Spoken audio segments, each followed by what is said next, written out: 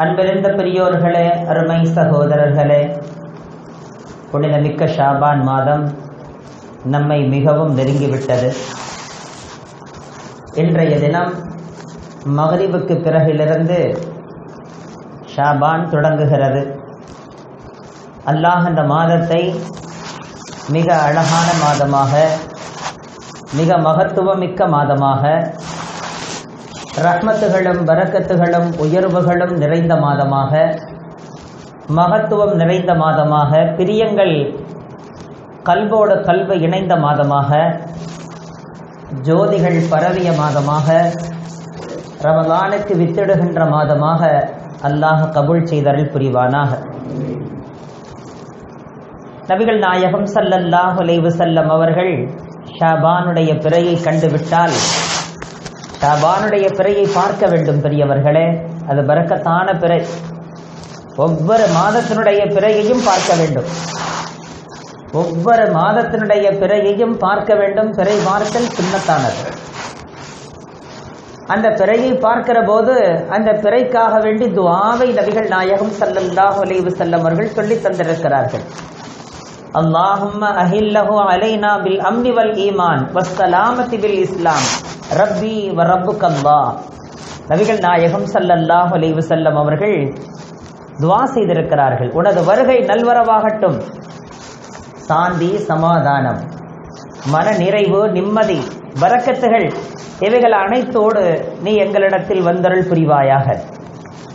எனக்கும் உனக்கும் அல்லாஹ் ஒருவன் தான் என்கிற அந்த பிரார்த்தனையை நபிகள் நாயகம் ஸல்லல்லாஹு அலைஹி வஸல்லம் அவர்கள் செய்திருக்கிறார்கள். நாம் அதை அரபியிலே செய்ய முடியவில்லை என்றால் நாம் சொன்ன அந்த தமிழையாவது அப்படியே சொல்லலாம். உனது வருகை நல்வரவாகட்டும், நிம்மதிகளை கொண்டும் பரிபூர்ணமான விசுவாசத்தை கொண்டும் பரக்கத்துகளோடும் உனது வருகை அமைந்திடட்டும். என்னுடைய ரப்பும் உன்னுடைய ரப்பும் அல்லாஹ் தான். ஏன் இந்த வார்த்தையை போட்டார்கள்? உனக்கென தனி சக்தி ஏதும் கிடையாது.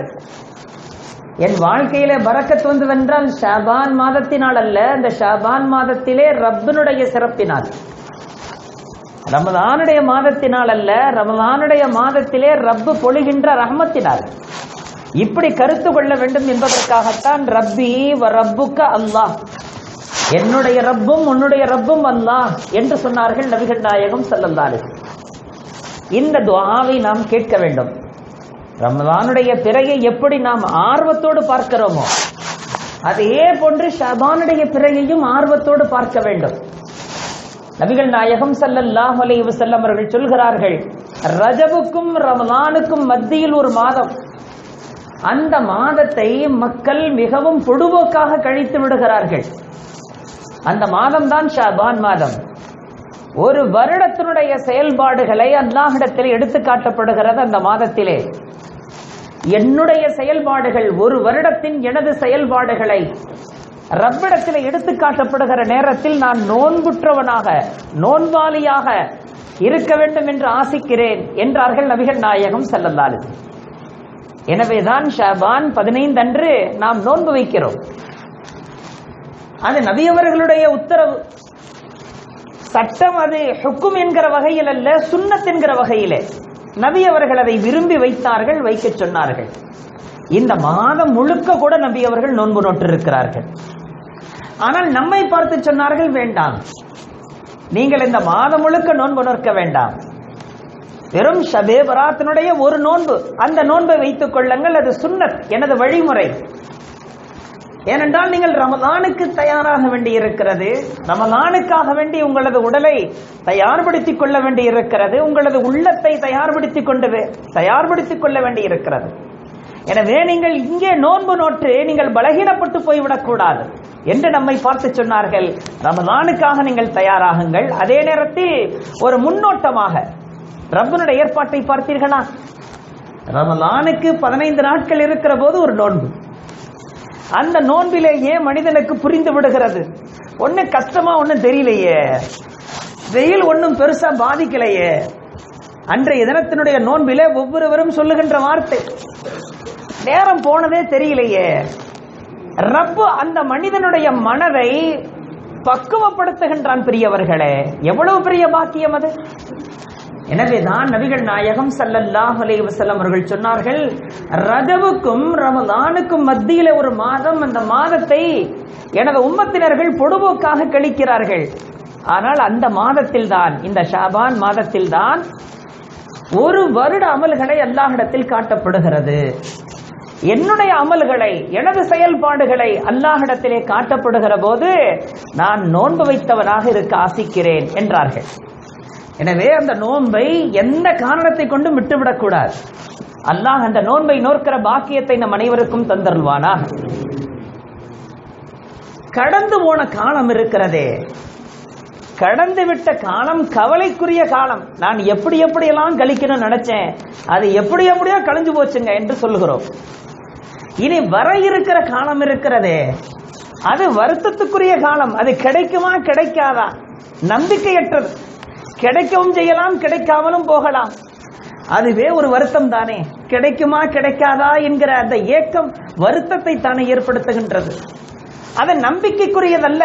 கிடைக்கலாம், கிடைக்காமலும் போகலாம். ஆனால் கிடைத்துவிட்ட இன்றைய தினம், அதுவும் இந்த நேரம் நமது கைவசத்திலே இருக்கிறது. அதை எப்படி நாம் புனிதமாக கருதுவோமோ, அதை எப்படி நாம் பாக்கியமாக கருதுவோமோ, அப்படித்தான் கடந்து விட்ட ரஜபு முடிந்து விட்டது. கிடைக்க போகின்ற ரமலான் கிடைக்குமா இல்லையா என்று தெரியவில்லை. கிடைத்துவிட்ட இந்த ஷாபான் மாதத்தை நீங்கள் புண்ணியமாக கருதுங்கள் என்றார்கள் நபிகள் நாயகம் ஸல்லல்லாஹு அலைஹி வஸல்லம். ஹஜ்ரத் அனஸ் இப்னு மாலிக் ரலியல்லாஹு அன்ஹு அவர்கள் அறிவிக்கிறார்கள், ஹதீஸிலே பதிவாகி இருக்கிறது, பெரியவர்களே, எப்பொழுது ஷாபான் மாதத்தின் பிறையை நபி அவர்கள் கண்டுவிடுகிறார்களோ அதிகம் குர்ஆனை ஓதத் தொடங்கி விடுவார்கள். சஹாபிகளிலே யார் யாரெல்லாம் ஜகாத்தை தருகின்ற அளவிற்கு வசதி படைத்தவர்களாக இருக்கிறார்களோ அவர்கள் ஜகாத்தை அந்த மாதத்திலேயே தந்திடுவார்கள், ஷாபானிலேயே கொடுக்க தொடங்கிடுவார்கள். ஏனென்றால் ரமலானுடைய மாதத்திலே வேற எந்த வேலையும் இருக்கக்கூடாது. ரமலானுடைய அந்த இன்பத்தை அனுபவிப்பதை தவிர்த்து வேற எந்த வேலையிலும் ஈடுபடக்கூடாது. அந்த ரமலானுடைய மாதத்திலே அல்லாஹ்வுடைய ரஹ்மத்துடைய மழையிலே நனைவதை தவிர்த்து வேற எந்த வேலைகளும் இருக்கக்கூடாது. இறைவனது மக்ஃபிரத்தை பெறுவதை தவிர்த்து வேற எந்த நோக்கமும் இருக்கக்கூடாது. நரக நெருப்பிலிருந்து பாதுகாப்பு பெறுவதை தவிர்த்து, சுவனத்துக்குள்ளே நுழைவதை தவிர்த்து வேற எந்த வேலையும் இருக்கக்கூடாது. இந்த நோக்கத்திலே அத்தனை பேரும் ஜக்காத்தை தந்திடுவார்களாம். ஜக்காத்தை தருகின்ற சக்தி படைத்தவர்களாக இருந்தார். சொல்லுவார்களாம், நாங்கள் ஏன் ஜக்காத்தை இப்பொழுதே தருகிறோம் தெரியுமா? அந்த ஜக்காத்தை பெற்றவர்கள் ரமலானுடைய மாதத்தை சுபிட்சமாக அவர்கள் அனுபவிக்கட்டுமே என்றுதான். ஏனென்றால் ரமலானுடைய மாதத்திலே அவர்களுக்கு கிடைத்தால், அதுவும் ரமலானுடைய மாதத்திலே கடைசி பத்திலே, இன்னும் சிலருக்கு லைலத்துல் கத்ருக்கு பிறகுள்ள 3 நாளிலே, அதற்காக பொட்டியை கட்டிக்கிட்டு, அதுக்காக வேண்டி ஒரு வண்டியை கட்டிக்கிட்டு ஊரா தன்னுடைய கிராமப்புறங்களை சுத்தி மிகச்சிறந்த வேலையைத்தான் செய்கிறார்கள். ஆனால் எத்தனை நாள் சுற்றுகிறார்களோ அத்தனை நோன்பை வைப்பது கிடையாது. எத்தனை நாட்கள் ஏழை மாலைகளுக்கு தருகிறோம் என்கிற பெயரிலே அவர்கள் சுற்றித் திரிகிறார்களோ அத்தனை நாட்கள் தராவி தொழுவது கிடையாது. அந்த அருள் மலையிலே நடைய வேண்டிய காலத்திலே அவர்கள் பக்து தொழுகை கூட அவர்களுக்கு மிஸ் ஆகி விடுகின்ற நிலை. 5 நேர தொழுகை கூட அவர்களுக்கு கிடைப்பது கிடையாது. பயங்கரமான டயர்டிலே வருகிறார்கள். எதற்காக இந்த அவஸ்தை பெரியவர்களே? ஒன்றுக்கு 70 நன்மை என்று சொல்கிறீர்கள் ஹஜ்ரத், அதற்காகத்தான் 70 நன்மை என்று அதிலே நீங்கள் பெறுகிறீர்கள், பெற வேண்டியதை விட்டு விடுகிறீர்களே. உண்மையிலே சஹாபிகளின் அமல்கள் நம்மிடத்திலே வர வேண்டும். ஏனென்றால் சஹாபாக்கள், என்னுடைய சஹாபாக்கள், எனது அருமை தோழர்கள், அவர்களிலே நீங்கள் எவரை பின் தேர்ந்து நடந்தாலும் நீங்கள் சென்று முடிவடைகின்ற இடம் சுவனமாக இருக்கும். அவர்களை பின்பற்றிவிட்டால் நீங்கள் பெறுவது நேர்வழி மட்டும்தான் என்றார்கள் நபிகள் நாயகம் ஸல்லல்லாஹு அலைஹி வஸல்லம். இதைவிட வேற என்ன வாக்குறுதி வேண்டும் பெரியவர்களே? சஹாபிகளிலே அதிகாரத்தில் இருக்கின்ற சஹாபிகளும் இருந்தார்கள். அதிகாரம் அவர்களுக்கு வழங்கப்பட்டிருந்தது. அந்த அதிகாரத்தில் உள்ளவர்கள் தங்களுக்கு கீழுள்ள கைதிகள் விஷயத்திலே நிர்பந்தமாக அவர்கள் ஏதேனும் பல்வேறு பிரச்சனைகளின் காரணத்தால் அவர்கள் கைதிகளாக பிடிபட்டிருந்தால் அந்த கைதிகளின் விஷயத்திலே என்ன தீர்ப்பு என்பதை ஷாபான் மாதத்திலேயே முடித்துக் கொள்வார்கள். அவர்களை ரமலானுடைய மாதத்திலே இயங்க விட மாட்டார்கள்.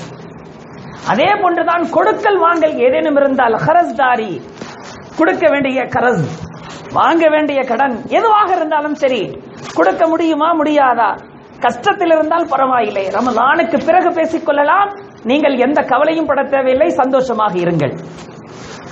கடனை தர வேண்டிய மனிதராக இருந்தால் அவரிடத்தில் சொல்வார்களாம், உம்மால் முடிந்தால் கொடுத்திடும், கொடுக்க முடியவில்லை என்றால் கவலைப்பட வேண்டிய அவசியம் இல்லை. ரமலானுடைய மாதத்தை சுபிட்சமாக நீங்கள் கொண்டாடும், ரமலானுடைய மாதத்தை அனுபவித்துக் கொள்ளும், ரமலானுக்கு பிறகு பார்த்துக் கொள்ளலாம். உங்களிடத்தில் நான் ரமலானுடைய மாதத்தில் வந்து நிற்க மாட்டேன், எனது கடனை கொடுங்கள் என்று நிற்க மாட்டேன், எனவே நீங்கள் அதை நினைத்து நினைத்து கவலைப்பட்டுக் கொண்டிருக்க வேண்டிய அவசியம் இல்லை, நீங்கள் சந்தோஷமாக இருங்கள் என்று சொல்வார்களாம். எவ்வளவு பண்பாளர்களாக வாழ்ந்திருக்கிறார்கள் பாருங்கள் பெரியவர்கள். கொடுக்கல் வாங்கல் அனைத்தையும் இந்த ஷாபான் மாதத்திலே முடித்துக் கொள்வார்களாம். அனைத்துமே முடிந்த பிறகு ரமதானுடைய பிறை தெரிந்து விட்டால் முழுக்க முழுக்க தன்னை ரப்பிடத்திலே ஒப்படைப்பார்களாம். அல்லாஹ் அந்த பெருந்தகைகளை பின்பற்றுகின்ற பாக்கியத்தை நம் அனைவருக்கும் தந்தருள்வானா. அன்பிருந்த பெரியோர்களே, உங்களுக்கு முன்பாக தொடக்கத்திலே ஒரு ஆயத்தை ஓதி காட்டினேன். ஆயத்தினுடைய கடைசி துண்டைத்தான் உங்களிடத்தில் ஓதி காட்டினேன். ஃபீஹா யுஃப்ரகு குல்லு அம்ரின் ஹக்கீம். அல்லாஹு ஜல்ல ஷானஹு வ தஆலா சொல்கின்றான், அந்த புனிதமிக்க அந்த இரவிலே, பரக்கத்தான அந்த இரவிலே, இரவு ஒரு இரவு என்று நினைக்க வேண்டாம், அது மிகவும் பரக்கத்தானது. அந்த ஷபே பராத்தினுடைய இரவிலே, ஷாபான் 15 அன்று அந்த இரவிலே, ஃபீஹா யுஃப்ரகு குல்லு அம்ரின் ஹக்கீம், அதிநுட்பமான விஷயங்கள், ரப்பிடத்திலே ஏற்கனவே முடிவில் இருக்கிற விஷயங்கள், ரப்பு ஏற்கனவே தனக்குள்ளே முடிவாக்கி கொண்ட விஷயங்கள், அது மலக்குகளுக்கு கூட தெரியாது. எவர் இறப்பார், எவர் பிறப்பார், எவருக்கு தோல்வி, எவருக்கு வெற்றி, யாருக்கு இன்பம், யாருக்கு துன்பம், அவரது துவக்கம் என்ன, இறுதி என்ன பார்க்கிறோம் அல்லவா. சந்தோஷத்திலே தொடங்கிய எத்தனையோ விஷயங்கள் சங்கடத்திலே போய் முடிகிறது, சங்கடத்திலே தொடங்கிய எத்தனையோ விஷயங்கள் சந்தோஷத்திலே போய் முடிகிறது. நான் என்ன நினைச்சு கட்ட தொடங்கினங்க, ஒரு 20 லட்சத்துல முடிஞ்சிருந்தாங்க நினைச்சேன், பார்த்தா 45 லட்சத்துல நிக்குதுங்க. கடனாளியா போயிட்டேங்க, இன்னைக்கு என்ன தூக்கம் வராதுங்க, இதுக்கு மேல எனக்கு தூக்கம் ஹராமுங்க, எனக்கு தூக்கம் வரவில்லை, வீடு வந்து விட்டது, தூக்கம் போய்விட்டது. கடை கண்ணிகள், எத்தனை எத்தனை பிரச்சனைகள், ஒன்றா இரண்டா, அதிநுட்பமான விஷயங்கள் ரப்பிடத்திலே விதியாக எழுதப்பட்டிருக்கிற, ரப்புடைய இல்மிலே விதியாக ரப்பு ஏற்படுத்தி இருக்கிற அந்த விஷயங்கள் மலக்குகளுக்கு கூட தெரியாது. அதை ஷாபான் 15 அன்று மலக்குகளிடத்திலே அல்லாஹ் சொல்லுகின்றான்.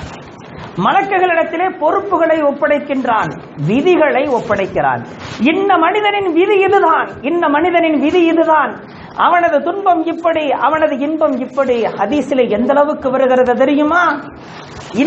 இன்றைய தினத்திலே, இன்ன தினத்திலே 10 மணியிலிருந்து 10:30 மணி வரை அரை மணி நேரம் அவனது மனக்கவலையில் அவன் இருப்பான். இதையும் கூட எழுதப்பட்டிருக்கு.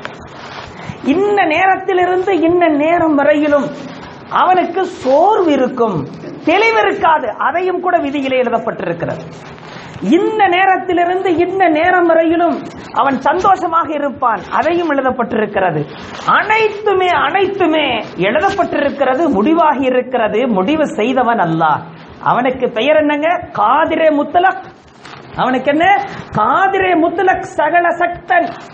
அவன் எழுதியவன் என்றால் மாற்றும் சக்தியும் அவனுக்கு உண்டு, புரட்டும் சக்தியும் அவனுக்கு உண்டு, திருத்தும் சக்தியும் அவனுக்கு உண்டு. எவராவது அவனை கேட்க முடியுமா? அவன் கேள்வி கேட்பான், அவனை யாரும் கேள்வி கேட்க முடியாது. ஆனால் மனிதன் தான் அதை புரிந்து கொள்ளாத காரணத்தால் நொந்து கொள்கிறான். பஸ்ஸுக்காக நிற்கிறான், ஒரு பஸ் கூட்டமாக வருகிறது, அந்த பஸ்ஸிலே ஏற முடியவில்லை, முயற்சி செய்தான், ஏற முடியவில்லை, இறங்கி விட்டான். என் தலைவிதியே இப்படி தாங்க, எல்லாமே தப்பி தொலையுதுங்க, ஒண்ணுமே நமக்கு கைக்கு வைக்கிறது இல்லைங்க, வாய்க்கிறது இல்லைங்க, என்னங்க வாழ்க்கை. நொந்து கொள்ளுகிறான். அடே, ஒரு பஸ் போய்விட்டது, உனக்குரிய பஸ் அது அல்ல, எனவேதான் அங்கே உனக்கு இடம் கிடைக்கவில்லை, எனக்குரிய பஸ் வரும், எனக்குரிய இடம் அங்கே இருக்கும். இந்த நம்பிக்கை ஏன் இல்லாமல் போனது பெரியவர்களே? விதி அதுதானே பெரியவர்களே. மனிதன் நினைத்ததெல்லாம் நடந்துவிட்டால், மனிதன் ஆசிப்பதெல்லாம் நடந்துவிட்டால், பிறகு அல்லாஹ் என்கிற அந்த சுப்ரீம் பவருக்கு என்ன அர்த்தம் இருக்கிறது பெரியவர்களே? அல்லாஹ்வுடைய பவரை புரிய வேண்டும் அல்லவா? ஹஜ்ரத் பாபா ஆதம் அலைஹிஸ்ஸலாத்து வஸ்ஸலாம் நம்முடைய தந்தை பாபா ஆதம் அலைஹிஸ்ஸலாத்து வஸ்ஸலாம் அவர்கள் ஆசைப்படத்தான் செய்தார்கள் சுவனத்திலேயே இருந்து விடலாம் என்று.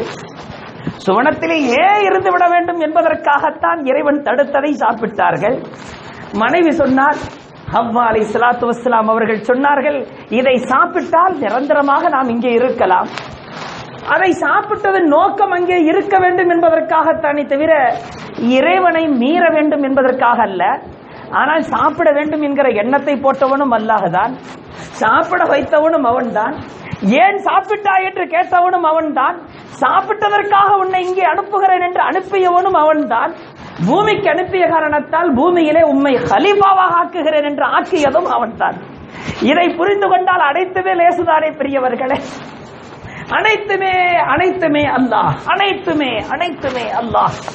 இந்த எண்ணம் நமது நாடி நரம்புகளிலே, உணர்வுகளிலே, நமது உயிரோடு, செயலோடு அனைத்திலையும் கலந்து விட்டால் பிறகு எவர் மீதும் நமக்கு கோபம் ஏற்படாது. என்ன நிகழ்ந்தாலும் சரி, அல்ஹம்துலில்லாஹ், இதைத்தான் அல்லாஹ் விரும்பி இருக்கிறார், இதைத்தான் அல்லாஹ் நாடி இருக்கிறான். என் ரப்பு இதைத்தான் பிரியப்படுகிறான். மேரே ரப் ने यही ख्वाहिश करता है मेरे पर, அல்லாஹ் ने मुझे अच्छा ही है चाहता है. அல்லாஹ் எனக்கு நலவைத்தான் விரும்புகிறான், எனக்கு கெடுதல் விரும்புவது கிடையாது. அல்லாஹ் கீழே அனுப்பினான். எதற்காக அனுப்பினான்? உம்மை கீழே அனுப்புகிறேன், நீர் இங்கே தவாப் செய்ததை போன்று அங்கேயும் ஒரு கஅபாவை நீர் நிறுவ வேண்டும். கீழே வந்த காரணத்தால் நமக்கு கஅபா கிடைத்தது பெரியவர்களே.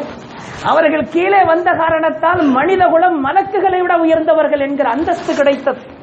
கீழே அவர்கள் வந்ததன் மூலமாக எத்தனை வழிமார்கள், 1,24,000 நபிமார்கள்.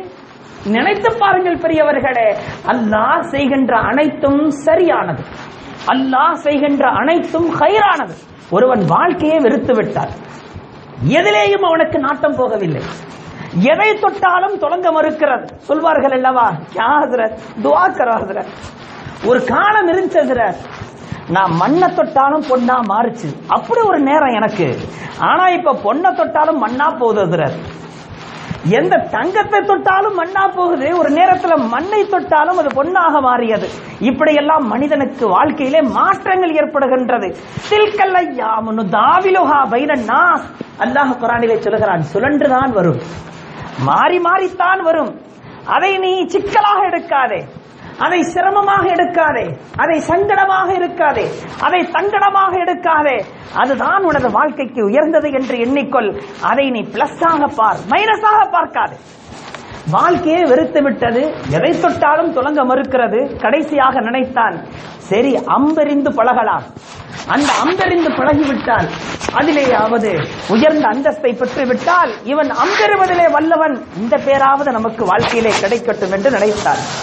அம்பெறிந்து பழகினான். அம்பெறிந்தால் அந்த அம்பு இவன் எங்கே நோக்கமாக எரிகிறானோ அதற்கு மாற்றமாகவே போய் படுகிறது. மரங்களாக நிறைந்திருக்கிற இடத்திலே ஒரு மரத்தை நோக்கி குறிவைத்தான். அந்த மரத்தை தாண்டி வேறு மரத்திலே போய் குத்துகிறது, இந்த மரத்தை தாண்டி வேறு மரத்திலே போய் குத்துகிறது. உடனே அமர்ந்து விட்டான். இதிலேயும் தோல்விதானா? நினைத்த இடத்திலே போய் குத்தவில்லையே, என் வாழ்க்கையே போய்விட்டதே என்று நினைத்த நேரத்தில் அந்த இடத்தை ஒருவன் கடந்தான். கடந்தவன் கேட்டான், ஏனப்பா இப்படி அமர்ந்திருக்கிறாய்? அனைத்திலேயுமே தோண்டு போனேன், குறைந்தது குறியறிவதிலாவது நான் வெற்றி பெற மாட்டேனா என்று நினைத்தேன். ஆனால் அதிலேயும் கூட நான் எங்கே நினைத்து எறிகிறேனோ அதற்கு மாற்றமாகவே போய் குத்துகிறது, நான் என்ன செய்வேன்? உடனே அவன் சொன்னான், பக்கத்து கிராமத்திலே ஒருவன் இதிலே மிக வல்லவனாக இருக்கிறான், அவன் எரிகின்ற அம்பு எங்குமே மிஸ் ஆவதில்லை, மிகச்சரியாக போய் குத்துகிறது. பார்த்தால் எல்லா இடத்திலேயும் அவன் ஒரு வட்டத்தை போட்டிருக்கிறான், வட்டத்தினுடைய நடுமத்திலே போய் குத்தி இருக்கிறது. அந்த அம்பை எடுக்காமல் அப்படியே ஞாபகார்த்தமாக வைத்திருக்கிறான். தனது வில் வித்தையினுடைய உயர்ந்த நிலையை அங்கே பறைசாட்டுவதற்காகவே வைத்திருக்கிறான், அப்படியே வைத்திருக்கிறான். அது குத்தப்பட்டிருக்கிறது பாருங்கள், மிகச்சரியாக குத்தப்பட்டிருக்கிறது என்று உலகம் அறியட்டும் என்று அப்படியே வைத்திருக்கிறான். அவனிடத்தில் சென்று யோசனை கேட்டால் இதிலே எப்படி ஜெயிப்பது என்று சொல்லித் தருவான். அப்படியா, இதோ நானும் வருகிறேன் என்று அந்த கிராமத்திற்கு போனான். போயினால் அங்கே பார்க்கிறான், கேட்டான், ஆச்சரியமாக இருக்கிறதப்பா, உன்னுடைய ஒரு அம்பு கூட தவறுதலாக போய் குத்தவில்லையே, மிகச்சரியாக வட்டத்தின் நடுவிலே போய் குத்தி இருக்கிறதே. அது எப்படி அப்பா உனக்கு சாத்தியமானது என்று கேட்டான். இப்படித்தான் சாத்தியமானது என்று ஒரு அம்பை எரிந்து காட்டுகிறான். எப்படி எரிந்து காட்டுகிறான்? நீ சொல், எந்த மரத்திலே எரிய வேண்டும் என்று கேட்டான். இந்த மரத்தை நோக்கி எரி. அந்த மரத்தை நோக்கி எறிந்தான். பார்த்தால் அடுத்த மரத்திலே போய் அது குத்தியது. உமக்கும் இதே நிலைதானா என்று கேட்டான். இல்லையே, மிகச்சரியாகத்தானே குத்தி இருக்கிறது என்று நேராக சென்று எங்கே குத்தி இருக்கிறதோ அங்கே ஒரு வட்டத்தை இவன் போட்டுக்கொண்டான். எங்கே குத்தியதோ அங்கே ஒரு வட்டத்தை இவன் போட்டுக்கொண்டான். சொன்னான், நீ வட்டத்தை போட்டு குத்தினால் சரியாக குத்தவில்லை, நீ குத்திய பிறகு ஒரு வட்டத்தை போட்டுக் கொள்ளப்பா என்றான். மனிதனது வாழ்க்கை இதுதான் என்பதை புரிய வேண்டும் என்பதற்காக சொல்லுகிறேன். நினைத்தது கிடைக்கவில்லை என்றால் ரப்பு கொடுத்ததுதான் அவன் நினைத்தது, ரப்பு கொடுத்ததுதான் இவனது வாழ்க்கைக்கு உகந்தது, சிறந்தது என்கிற எண்ணம் வந்துவிட்டால் பிறகு எவனாவது புலம்புவானா இந்த உலகத்திலே? பெரியவர்களே, நினைத்து பார்க்கிறேன். ஒரு மனிதன் படித்தான், பட்டம் பெற்றான், தனது பட்டயங்களை எடுத்துக்கொண்டு வேலை தேடி போகின்றான். அங்கே உள்ளே அவனுக்காக இன்டர்வியூ நடக்கிறது. இன்டர்வியூ கேட்பதற்கு முன்பாக ஒரு இன்டர்வியூ. இன்னும் கேள்வி என்ன படித்திருக்கிறாய், படிப்பு சம்பந்தமான கேள்வி இன்னும் வரவில்லை. அதற்குள்ளாக கேட்டான், உன்னை நான் வேலைக்கு சேர்க்கவில்லை என்றால் என்ன நினைப்பாய் என்று கேட்டான். உன்னை நான் வேலைக்கு சேர்க்கவில்லை என்றால் என்ன நினைப்பாய்? என்னுடைய தலைவீதி நினைப்பேன், என்னுடைய துரதிர்ஷ்டம் நினைப்பேன், எனக்கு அதிர்ஷ்டமே கிடையாதுன்றதுக்கு முடிவுக்கு வந்துருவேன் சொன்னான். உன் மீது உனக்கே நம்பிக்கை இல்லாதவனை நான் வேலையில் சேர்க்க முடியாது, போய்விடு என்றான். இன்னொருவன் வந்தான், உன்னை நான் வேலைக்கு சேர்க்கவில்லை என்றால் நீ என்னப்பா நினைப்பாய் என்று. இறைவன் உமக்கு அந்த நசீவை தரவில்லை, இறைவன் எனக்கு தந்திருக்கிற ஆற்றலின் மூலமாக உனது கம்பெனிக்கு அது பயன்படவில்லை என்று வேறு பயன்படுகின்ற கம்பெனியை நோக்கி நான் போய்கொண்டே இருப்பேன் என்றான். இவ்வளவு உனக்கு நம்பிக்கையா? இப்படி உள்ளவன் தான் எனக்கு தேவை என்று வைத்துக் கொண்டான். முதலிலே இறைவன் நமக்கு தந்திருக்கக்கூடிய தகுதிகளின் மீது நம்பிக்கை வேண்டும் பெரியவர்கள். இறைவன் நமக்கு தந்திருக்கிற ஆற்றல்களின் மீது நம்பிக்கை வேண்டும். தன்னையே ஒருவன் நம்பவில்லை என்றால் பிறகு இவனை அடுத்தவன் எப்படி நம்ப வேண்டும் என்பது என்ன கட்டாயமா? படித்திருந்தான் அறிவியலை, சென்று வேலைக்கு தேடி போனான். பூகோளம் படித்தவர்களுக்கான வேலை வாய்ப்பு, பூகோளம் படித்தவர்களுக்கான வேலை வாய்ப்பு. இவன் படித்திருப்பதோ அறிவியல். சரியாக பார்க்காமல் உள்ளே போய்விட்டான். நீ என்னப்பா படித்திருக்கிறாய் என்று கேட்டார்கள். அறிவியல் படித்திருக்கிறேன். போர்டை பார்த்துட்டு உள்ள வந்தையா, பார்க்காம உள்ள வந்தையா? நான் போர்டெல்லாம் பார்க்கலங்க, வேலை வாய்ப்புன்னு சொன்னாங்க, டக்குன்னு உள்ள வந்துட்டேன். இது பூகோளம் படித்தவர்களுக்கான வேலை வாய்ப்பு. நீர் அறிவியலை படித்திருக்கிறாய், எனவே உனக்கு வேலை இல்லையப்பா, எதுவும் தவறாக நினைக்க வேண்டாம், போய்விடு என்றார்கள். உடனே வெளியே வருகிற நேரத்திலே கதவின் கீழ் கதவை திறந்து கொண்டு வெளியே வருவதும் போவதுமாக இருக்கிற அந்த இடத்திலே ஒரு குண்டூசி கீழே கிடந்ததாம். உடனே அந்த குண்டூசியை எடுத்துக்கொண்டு போய் இன்று கேட்பதற்காக அமர்ந்திருக்கிற அதிகாரியின் மேஜைக்கு மேலே இருக்கிற குண்டூசி போடப்படுகிற அந்த டப்பாவிலே குண்டூசியை போட்டுவிட்டு நான் போய் வர்றேன் சார் என்றார். தம்பி போகாத, நில்லுப்பான்றார். சொன்னாராம், நீ அறிவியல் படித்திருந்தால் என்னப்பா, உனக்கு அறிவு மிக அழகாக இருக்கிறது, நிர்வகிக்கிற திறன் இருக்கிறது, எந்த பொருள் எங்கே இருக்க வேண்டுமோ அங்கேதான் இருக்க வேண்டும் என்கிற அந்த உயர்ந்த பக்குவம் இருக்கிறது. அந்த குண்டூசி கீழே கிடக்கக்கூடாது, அதிலும் நடைபாதையில் இருக்கக்கூடாது, அதிலும் போவதும் வருவதுமாக இருக்கக்கூடிய கதவின் ஓரத்தில் இருக்கக்கூடாது, அந்த அபாயத்தை ஏற்படுத்தும் என்கிற அந்த சிந்தனை உனக்கு இருக்கிறது. என்னென்ன வஸ்து எங்கெங்கே இருக்க வேண்டும் என்கிற அந்த பக்குவம் இருக்கிறது. இது போதுமப்பா உனக்கு வேலை தருவதற்கு, அதிகார போஸ்டிங்கை உனக்கு தருகிறேன் என்று தந்தான். மனிதனது வாழ்க்கை எப்படித்தான் என்பதை புரிய வேண்டும் பெரியவர்களே. நபிகள் நாயகம் ஸல்லல்லாஹு அலைஹி வஸல்லம் அவர்களிடத்திலே சஹாபி ஒருவர் வருகை தருகிறார். வந்தவர் கேட்கிறார், யா ரசூலல்லாஹ், நாங்கள் எங்களது ஒன்று பிள்ளைகளுக்கே உணவு கொடுக்க முடியாமல் சிரமத்திலே இருக்கிறோம். இதிலே போர்க்களத்தில் பிடிபடுகின்ற அடிமை பெண்களை எங்களுக்கு நீங்கள் தருகிறீர்கள், போர்க்களத்திலே பிடிபடுகின்ற அடிமை பெண்களை எங்களுக்கு தருகிறீர்கள், அவர்களையும் நாங்கள் வீட்டிலே வைத்து உணவு கொடுத்து அவர்களையும் நாங்கள் போஷிக்கிறோம். இனி அந்த அடிமை பெண்களின் மூலமாக எங்களுக்கு குழந்தைகள் பிறந்து விட்டால் அந்த குழந்தைகளையும் வைத்து நாங்கள் பாதுகாக்க வேண்டும். எனவே அனுமதி கொடுங்கள் யா ரசூலல்லாஹ், அந்த அடிமை பெண்களோடு நாங்கள் இல்லறம் கூடுகிற நேரத்தில் குழந்தைகள் உருவாகாத வகையிலே நாங்கள் அவர்களோடு இல்லறம் கூடுவதற்கு அனுமதி கொடுங்கள் என்று கேட்டார். உடனே நபி அவர்கள் சொன்னார்கள், அனுமதி இருக்கிறது, ஷரியத்திலே அனுமதி இருக்கிறது, இருந்தாலும் காயினுன் மாக்கான, வர வேண்டியது வந்துதான் தீரும் என்றார்கள் நபிகள் நாயகம் ஸல்லல்லாஹு அலைஹி வஸல்லம். உண்டாக வேண்டியது உண்டாகித்தான் தீரும், வர வேண்டியது வந்துதான் தீரும் சொல்லிட்டாங்க. சொன்ன போது அந்த சஹாபி சென்று விட்டார். சென்றவர் சில நாட்களிலே திரும்பி வருகிறார். வந்து சொன்னார், யா ரசூலுல்லாஹ், நீங்கள் சொன்னது போன்றே ஆகிவிட்டது யா ரசூலுல்லாஹ், குழந்தை ஏற்பட்டிருக்கிறது யா ரசூலுல்லாஹ் என்றார். ரப்பு உணவு தருவான், அது அவனது பொறுப்பு, அவன் தானே ஏற்படுத்துகிறான் என்றார்கள் நபிகள் நாயகம் ஸல்லல்லாஹு அலைஹி வஸல்லம். மனிதனது வாழ்க்கை முடிச்சுகள் நிறைந்தது பெரியவர்களே. யாருமே முடிச்சே இல்லாத வாழ்க்கை வாழணும்னு நினைச்சா வாழ முடியாது. அந்த வாழ்க்கையிலே ருசியும் இருக்காது, அந்த வாழ்க்கையிலே தெளிவும் இருக்காது. ஒரு முடிச்சு ஏற்பட வேண்டும். அந்த முடிச்சை அவிழ்ப்பதற்காக அவன் முயற்சிக்க வேண்டும். அந்த முடிச்சு எப்படி என்பதை அவன் முழிக்க வேண்டும். பிறகு யாராவது வந்து அவிழ்த்து விட அவருக்காக உதவ வேண்டும். இப்படி எல்லாம் வாழ்க்கையில இருந்தால் தான் வாழ்க்கை அழகாக இருக்கும், அமைப்பாக இருக்கும். ஒரு முடிச்சு விழுந்து விட்டது, அந்த முடிச்சை அவிழ்ப்பதிலே ஈடுபட்டிருக்கிறார்கள். ஈடுபட்டு தோல்வியை தழுவி விட்டார்கள். ஒரு நாளையும் திறக்க முடியலையா, ஒரு நாளையும் அவிழ்க்க முடியலையா, ஒரு நாளை அவிழ்க்க முடியலையா. உடனே அந்த வழியாக ஒரு வயோதிக பெரியவர் போயிருக்கிறார், ஆன்மீக பிறந்தகை. அவர் என்ன என்ன என்று கேட்டார். இல்லை, முடிச்சு அவிழ்க்க முடியவில்லை. உடனே முடிச்ச பார்த்தார், அவிழ்த்து விட்டார், அவிழ்த்து தந்து விட்டார். அவரை உடனே பிடித்துக் கொண்டார்கள். இவ்வளவு நேரமா நாங்க முயற்சி பண்ணி அவிழ்க்க முடியலையே, நீங்க எப்படி சீக்கிரம் அவிழ்த்தீங்க? உடனே அந்த ஆன்மீக பெருந்தகை சொன்னார்கள், நீங்கள் முடிச்சை எப்படி அவிழ்ப்பது என்றுதான் பார்த்தீர்கள், நான் முடிச்சு எப்படி போடப்பட்டிருக்கிறது என்று பார்த்தேன். முடிச்சை எப்படி அவிழ்ப்பது என்று நீங்கள் முயற்சித்தீர்கள், ஆனால் முடிச்சு எப்படி போடப்பட்டிருக்கிறது என்று பார்த்தேன். வாழ்க்கையிலே அப்படித்தான். நமக்கு வறுமை ஏற்பட்டு விட்டதா, நாம் என்ன குற்றம் செய்தோம்? ஏதேனும் பிரச்சனை ஏற்பட்டு விட்டதா, ரப்புக்கு பிடித்தமில்லாமல் என்ன நடந்தோம்? ரப்பை கோபப்படுத்துகின்ற செயல் என்ன நம்மிடத்தில் இருக்கிறது? ஏன் ரப்பு நமக்கு செல்வத்தை தந்தவன் திடீரென இவ்வளவு நெருக்கடி ஏற்பட்டிருக்கிறது? எதற்காக நமது பணங்கள் போய் சிக்கிக் கொண்டன? வந்த வருமானம் எப்படி வந்தது? நிலைமை என்ன? ஏன் இது ஏற்பட்டது என்பதிலே சிந்திக்க வேண்டுமே தவிர, இதிலிருந்து விடுபடுவது எப்படி என்பதைத்தான் பார்க்கிறோமே தவிர, அப்படி நாம் பார்த்தால் மீண்டும் மீண்டும் முடிச்சுகளிலே போய் நாம் நிச்சயமாக சிக்குண்டு நாம் தவிக்க வேண்டி இருக்கும் என்பதை அந்த ஆன்மீக பெருந்தகை மிக அழகாக சொன்னார்.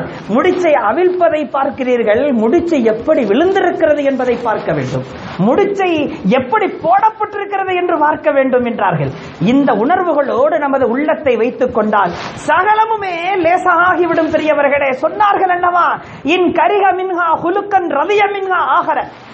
மிக அழகான ஒரு நாலேஜ், மிக அழகான ஒரு டெக்னிக்கல் நபி அவர்கள் சொல்லித் தருகிறார்கள். உனக்கு வாய்க்கப்பட்ட மனைவி, அவளிடத்தில் சில குணங்கள் உனக்கு பிடிக்கவில்லையா? பிடித்தமில்லாத குணத்தை பார்த்து நீ நொந்து கொள்ளாதப்பா. பிடிக்கின்ற குணங்கள், உன்னை மயக்கின்ற குணங்கள், உன்னை ஈர்க்கின்ற குணங்கள் அநேகம் அவளிடத்தில் இருக்கும். அதை வைத்து சந்தோஷமாக வாழ்ந்து கொள். இன் கரிக மின்ஹா ஹுலுக்கன் ரதிய மின்ஹா ஆகர. பிடித்தமில்லாததை பார்த்து பார்த்து நொந்து போகாதே. நீ பிடிக்கின்ற, உனக்கு ஈர்க்கின்ற, உனது மனதுக்கு இதம் தருகின்ற எத்தனையோ நற்குணங்கள் அவளிடத்தில் இருக்கும். அந்த குணங்களை புகழ்ந்து போற்றி அவளோடு நிம்மதியாக வாழ்ந்து கொள் என்றார்கள் நபிகள் நாயகம் ஸல்லல்லாஹு அலைஹி வஸல்லம். மூசாவே, உங்களை நம்பி நாங்க மோசம் போயிட்டோம் மூசாவே அலைஹிஸ்ஸலாத்து வஸ்ஸலாம். மூசா அலைஹிஸ்ஸலாத்தை பின்பற்றியவர்கள் சொன்ன வார்த்தை, மூசாவே உங்களை நம்பி நாங்க மோசம் போயிட்டோம். தண்ணிக்கு முன்னால கொண்டு வந்து நிறுத்திட்டீங்களே, பின்னால ஃபிரௌன் வந்துட்டானே பக்கத்துல, இனி இந்த தண்ணியை எப்படி நாங்க கடக்க போறோம்? ஓடுகின்றதே, வெள்ளம் பெருக்கெடுத்து ஓடுகின்றதே, நாங்கள் இப்படி மாட்டிக்கொண்டோமே. ஹஜ்ரத் மூசா அலைஹிஸ்ஸலாத்து வஸ்ஸலாம் அவர்கள் சொன்னார்கள், ரப்பிடத்தில் கேட்கிறேன், அவன் தான் இங்கே கொண்டு வந்து நிறுத்தி இருக்கிறான். அவன் கொண்டு வந்து நிறுத்தியதிலே அர்த்தம் இருக்கும், அவன் நிச்சயம் பாதுகாப்பான். உடனே ரப்பு உத்தரவிடுகின்றான், அடியுங்கள் உங்களது அசாவை கொண்டு. அடித்தால் 12 பாதைகள் அங்கே. அல்லாஹ் இங்கே கொண்டு வந்து நிறுத்தியது யாருக்காக? பின்னால் வரக்கூடியவர்களை மூழ்கடிப்பதற்காக. ஆனால் முந்தி இருப்பவர்கள் இவர்கள் நினைக்கிறார்கள் நாம் மூழ்கி விடுவோமோ என்று. அவர்கள் நினைக்கிறார்கள் உள்ளே போக மாட்டார்கள், சிக்கிக் கொள்வார்கள் என்று. நினைத்தது ஒன்று, நடந்தது வேறொன்று. ரப்பினுடைய ஏற்பாடு இதுதான் என்பதை புரிவதற்கு 1-2 உதாரணங்கள் அல்ல பெரியவர்களே. குர்ஆனை புரட்டினால் ஒவ்வொரு வசனங்களுமே உதாரணங்கள், ஒவ்வொரு வசனங்களுமே நமக்கு படிப்பினைகள். குகைக்குள்ளே போகிறார்கள் ஹஜ்ரத் ஈசா அலைஹிஸ்ஸலாத்து வஸ்ஸலாம் அவர்கள். உள்ளே குகைக்குள்ளே இருக்கிற ஈசா அலைஹிஸ்ஸலாத்து வஸ்ஸலாம் அவர்களை காட்டிக் கொடுப்பதற்காக முதலிலே உள்ளே போகிறான் ஒருவன். பின்னால் வருகிறார்கள். அதற்குள்ளாக ஈசா அலைஹிஸ்ஸலாத்து வஸ்ஸலாம் அவர்களின் முகத்தை உள்ளே நுழைந்தவனின் முகத்துக்கு மாற்றி ஈசா அலைஹிஸ்ஸலாத்து வஸ்ஸலாம் அவர்களை மேலே உயர்த்தி உள்ளே வந்தவர்கள் பார்க்கிறார்கள், இவர்தான் ஈசா என்றால் உள்ளே நுழைந்தவன் எங்கே? உள்ளே நுழைந்தவன் இவன் என்றால் ஈசா அலைஹிஸ்ஸலாம் எங்கே? அல்லாஹ் எப்படி குழப்பி விட்டான் பார்த்தீர்களா? அந்த இறைவன் நம்மோடு எப்பொழுதுமே இருக்கிறான். அந்த எண்ணமும் அந்த தைரியமும் அந்த உளமார்ந்த உறுதியும் நம்மிடத்தில் இருந்தால் பிறகு வாழ்க்கை முழுக்க ஆனந்தம் தெரிவீர்கள். பெரியவர்களே, சொல்வது மிகவும் இலகுவானது, சொன்னதின் பிரகாரம் செயல்படுவதும் நம்பிக்கை கொள்வதும் மிகச் சிரமமானது. அல்லாஹ் அந்த வாக்கியத்தை உங்களுக்கும் தந்தருள்வானாக, எனக்கும் அதை வழங்கி அருள் புரிவானாக. அல்ஹம்துலில்லாஹி ரப்பில் ஆலமீன். அஸ்ஸலாமு அலைக்கும் வரஹ்மத்துல்லாஹி வபரகாத்துஹு.